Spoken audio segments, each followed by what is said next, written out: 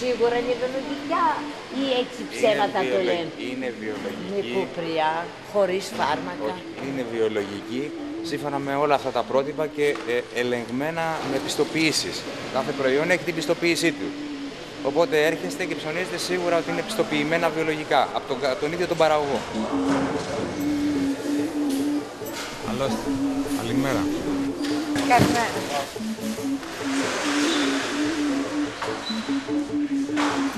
Στηριζόμαστε στην επαφή με τον κόσμο και στην εμπιστοσύνη.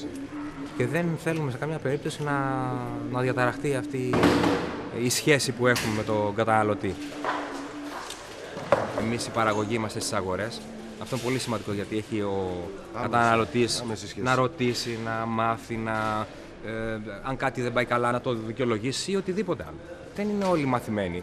Και εμείς ακόμα σαν παραγωγή πάμε στο χωράφι και κάθε φορά μαζεύουμε εμπειρία, ας πούμε. Δεν υπάρχει να τα ξέρει κανένας. Πόσο μάλλον οι καταναλωτές. Γιατί είναι μικρό, ας πούμε, η σαλάτα. Γιατί βάζω 2 σαλάτες μαζί για να κάνει μια σαλάτα, ας πούμε, στην τιμή της μιας. Γιατί είναι μικρές, δεν γίνανε. Τι να κάνουμε τώρα. Πρώτα στις κυρίες πρώτα. Πρώτα στις κυρίες. Είναι πάρα πολύ ωραία μήλα. Παρακαλώ. Εξαιρετικό. Πολύ ωραία. Παρακαλώ. Είναι παραγωγή σου? Είναι συνάδελφος εκεί, αλλά είναι το μυστικό σε αυτό τα μήλα. Ότι τη κοιτάζει από έξω φαίνεται δεν είναι καθόλου ωραία, αλλά πραγματικά είναι πάρα πολύ γλυκά. Ευχαριστούμε πάρα πολύ. Είναι πολύ ωραία. Ευχαριστούμε πάρα πολύ. Άφησε μια ντάνα και με το που ξεκινάω ακούω γκρρρρρ. Λέω τι θα έχει πέσει τώρα πίσω. Ένα Ταλιμπάν να πούμε που άφησε μια ντάνα όρθια και ήρθε τούμπα. Ρε τώρα θα βγεις το έργο. Βαγγέλη κοίτα. Γεια σου Χρήστο. Εδώ κοίτα. Τούμπα. Μίλα. Ξέρω εγώ τι έχει φέρει.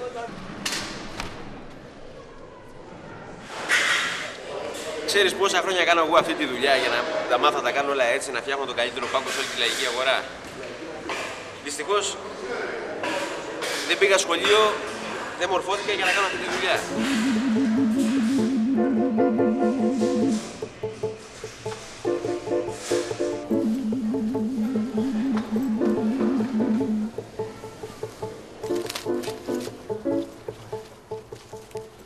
Όπως βλέπεις το μαρούλι αυτό είναι καταπράσινο μέσα.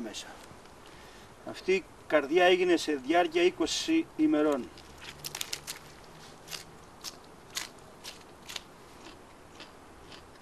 Άλλο πράγμα.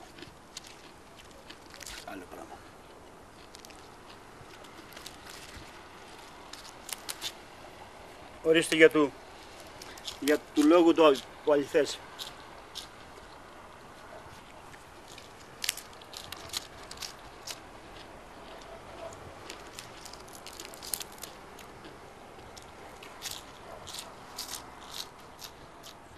Το ωραίο το μαρούλι, προσωπικά, δεν χορταίνει ποτέ. Πρέπει να έχεις μια σκάφη για να χορτάεις. Και το λάχανο. Το χωριό μου είναι σλάβικο, Στρέζοβα. Το αλλάξανε το όνομα το 37, επί Μεταξά. Ναι, όταν ήμουνα στη Στρέζοβα δηλαδή στη Δάφνη των Καλαβρίδα και ήμουνα παιδί, ξέρω εγώ, από 5 χρονών μέχρι 20, πρόβατα είχαμε και περιβόλια. Και εκεί έμαθα τη δουλειά μου. Σπούδασα κοινωνιολογία με ειδικότητα στις βιοκαλλιέργειες. Δεν εξάρτησα ποτέ το επάγγελμα, αν και θα μέρεσε η εκπαίδευση. Πιστεύω ότι όλοι οι άνθρωποι, ό,τι δουλειά και να κάνουν, θα πρέπει να έχουν μια καλή μόρφωση, ας πούμε, κοινωνιολογική. Αυτό με βοήθησε και στην επιλογή μου να κάνω βιοκαλλιέργεια. Πρέπει να προβληματιζόμαστε πώς παράγουμε, τι παράγουμε, γιατί το παράγουμε, πού πηγαίνει το προϊόν αυτό, έτσι, γιατί τα συμφέροντα είναι πολλά. Είναι πολλά τα λεφτάρι που έλεγε και στην ταινία. Μία συμβατική γεωργία θα έκανε 12 καλλιέργειες, μπορεί και παραπάνω. Εμείς ό,τι και να κάνουμε δεν μπορούμε να κάνουμε πάνω από 5-6. Αν και δεν κάνουμε την ίδια καλλιέργεια, αλλάζουμε πάντα, αλλά αν θέλαμε να κάνουμε κάθε μήνα να φυτεύουμε μαρούλι, δεν μπορούμε. Δεν μπορούμε γιατί δεν χρησιμοποιούμε λιπάσματα χημικά. Αυτά τα οποία δίνουν γρήγορη ανάπτυξη, αλλά ουσία καμία. Προϊόντα πολύ χαμηλής ποιότητας και καταστρέφουν και το έδαφος. Καταστρέφουν την οργανική ουσία του εδάφους, καταστρέφουν τους μικροοργανισμούς, επιφέρουν τον πραγματικό θάνατο στο έδαφος. Το δικό μας το χώμα είναι ζωντανό. Το χώμα είναι ο πιο πλούσιος οργανισμός που υπάρχει στη φύση. Από το χώμα βγαίνουν όλα.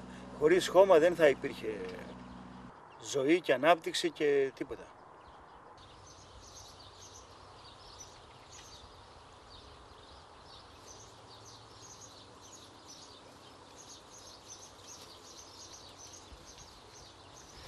Καυκαλήθρα, μυρώνια έχω πάρει.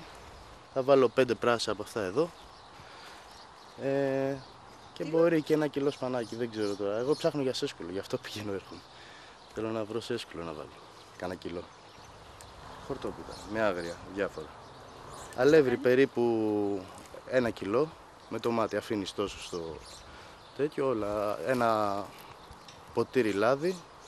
Νεροπότηρο το μισό ας πούμε, του κρασιού λένε. Εγώ βάζω και λίγο παραπάνω. Λίγο ξύδι με το μάτι έτσι. Κάνα 2 κουταλάκια. Λίγο αλατάκι, αυτό. Και μετά όσο νερό πάρει.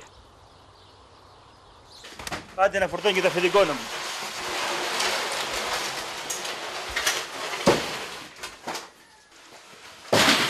Πέντε καρότα, 2 πράσα, 3 λάκανα, 3 κουνουπίδια, μαϊντανό, σέλινο. Τιμές στα προϊόντα. Έτσι. Τι ώρα θα φύγεις το απόγευμα για το σχολείο? Κατά τις 6.30 που έχουμε μαζέψει. Δεν φέρει ο Μπαμπέρ το αυτοκίνητο. Θα φέρει πίσω ο Μπαμπέρ. Καλά, φύγε και πιο νωρίς, δεν πειράζει. 6 ώρα δεν έχει δουλειά. Πρέπει να σπουδάσει λίγο ανυψός, να γίνει πιο intellectual αγρότης, bio-αγρότης. Την ταμιακή δεν τη βάζουμε ακόμα να πούμε. Διαφωνούμε με το πρόγραμμα του Υπουργείου.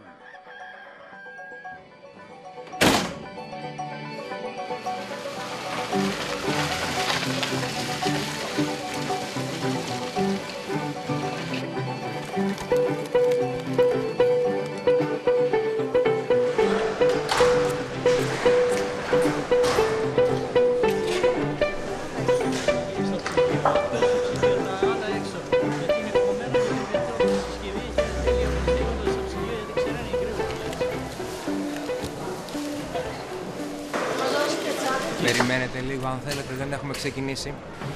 Να ξεκινήσουμε όλοι μαζί, να περιμένουμε λίγο τον συνάδελφο. Δεν έχει φτιάξει και μετά όλοι μαζί ξεκινάμε. Συγγνώμη, έρχονται από διαφορετικά μέρη με αποτέλεσμα να μην μπορούμε να ξεκινήσουμε νωρίτερα. Ξεκινάμε! Πάμε παιδιά!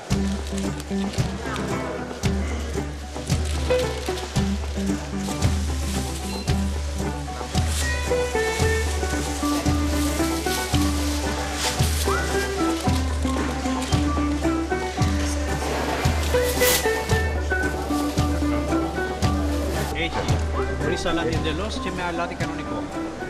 Κανονικό με. Το κανονικό. Το στροϊούλο.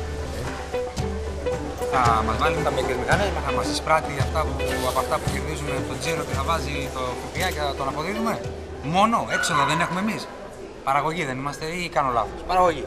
Παίρνω, ξέρω εγώ, ένα εργαλείο από το γεωπόνο, παίρνω ένα βιολογικό ανταλλακτικά τρακτέρ, όλα τα πάντα. Και πληρώνω το ΦΠΑ και δεν αποδίδεται πουθενά. Ναι. Έχω 70% περίπου έξοδα από το συνολικό και πλέον θα έλεγα. Αυτό λοιπόν το 70% δεν θα λαμβάνεται πουθενά υπόψη. Είναι ότι αυτό θα επιβαρύνει τον καταναλωτή. Ξέρεις ποιο είναι το άλλο ζήτημα με εμάς όμως το δύσκολο? Το δύσκολο είναι ότι εσύ, άντε και θες να βγάλεις ταμιακή, πες ότι δεν διαφωνείς με το μέτρο. Τι θα πας στην εφορία να πεις?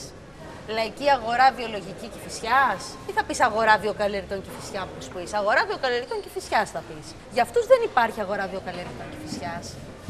Αλλά για μένα, αν ήθελε το κράτος, έπρεπε να σκύψει στο μέλλον της βιολογικής καλλιέργειας ή στο μέλλον του παραγωγού, του αγρότη παραγωγού, και να πει: κύριοι, σας βάζω στα μικρές μηχανές με αυτές τις συνθήκες, θα μπείτε σε ένα σύστημα φορολογικό τάδε ή να μπούμε να δούμε σε ποια βάση θα είμαστε πια. Τη στιγμή λοιπόν που στον ορισμό του επαγγελματία αγρότη έχεις τη διάθεση στη λιανική, δηλαδή αυτό που κάνεις εσύ εδώ σαν αγρότης, το θεωρεί κομμάτι της αγροτικής σου δραστηριότητας, πώς σε φορολογεί ως εμπορική δραστηριότητα?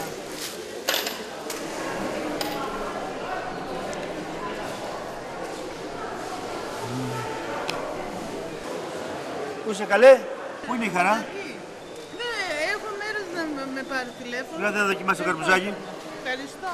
Είναι λίγο εκτός εποχής, αλλά είναι πολύ ωραίο. Ποτέ δεν είναι αργά να φας καρπούζι. Τώρα το βρήκαμε, τώρα θα το φάμε. Θέλω να δοκιμάσεις το καρπουζάκι μας. Έλα. Ένα τέτοιο καρπούζι δεν έχεις φάει ούτε τον Ιούλιο. Καλά, τι κάνεις? Ορίστε κύριε. Αποφεύγει τη δημοσιότητα. Ιωάννα, να δοκιμάσεις. Η γραμματέας του συλλόγου. Γεωπόνος. Χωρίς την Ιωάννα τίποτα δεν θα κάναμε. Έλα και εσύ. Να κόψουμε ένα χλάδι. Όποιο θέλεις. Λοιπόν, για να κόψουμε ένα χλάδι. Κάτοικος Κυψέλης. Είναι ντροπή που όλοι οι δήμαρχοι έχουν αφήσει αυτό το χώρο έτσι, ανενεργό.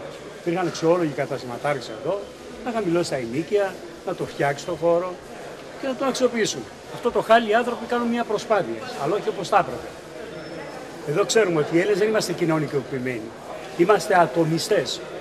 Κοιτάξτε, το βιολογικό δεν μπορώ να το εμπιστευτώ. Γιατί δεν ξέρω, υπάρχει κάποια ευστοποίηση προϊόντος. Ξέρουμε ότι γίνονται τόσες κομπίνες στην Ελλάδα. Καλύτεροι κομπιναδόροι είμαστε οι Έλληνες. Αυτή είναι η πραγματικότητα. Καλημέρα. Καλά. Θα μου δώσετε τις πιστοποίησεις? Αχ, να τις πάρω μια στιγμή. Άμα τις ζητήσει κανείς, εγώ τις έχω.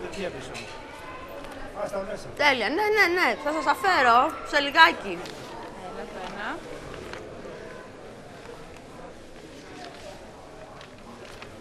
Ωραία, τέλεια. Ευχαριστώ. Κάποια μπορεί να στα δίνω διπλά. Δεν πειράζει. Καλύτερα διπλά παρά μην τα έχω καθόλου. Πάρα αυτό.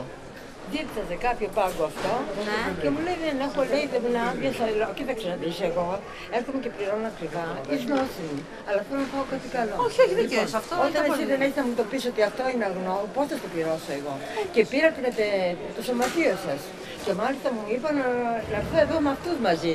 Λέω αφήστε το, αν δεν διορθωθεί την άλλη εβδομάδα θα σας ξαναπάρω. Ευτυχώς την άλλη εβδομάδα το έφτιαξα.